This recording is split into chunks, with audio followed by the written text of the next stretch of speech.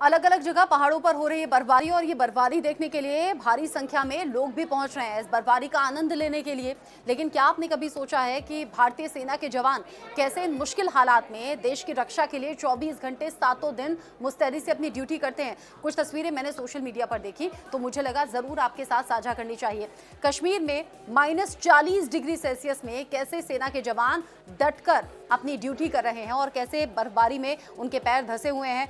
आगे एक एक कदम बढ़ाते हैं, लेकिन एक एक कदम बढ़ाना भी कितना ज्यादा मुश्किल है इन हालातों को देखकर आप समझ सकते हैं। और ऐसे में भी अगर कोई सैलानी, अगर कोई पर्यटक इन मुश्किल हालात में कहीं फंस भी जाए तो भी सेना के जवान आगे आकर उन मुश्किल हालात में लोगों को बचाते हैं, सुरक्षित वहां से निकाल लाते हैं।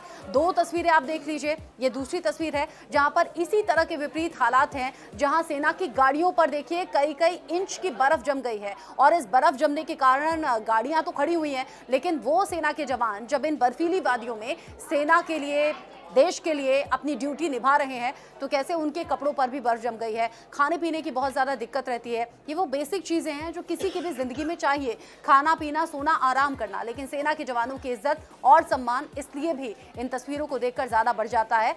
बच्चा हो, बूढ़ा हो या जवान हो, हर कोई देश के सम्मान को, सेना के जज्बात को, सेना के इस शौर्य को अपने दिल पर, अपने सिर आंखों पर बिठा कर रखता है।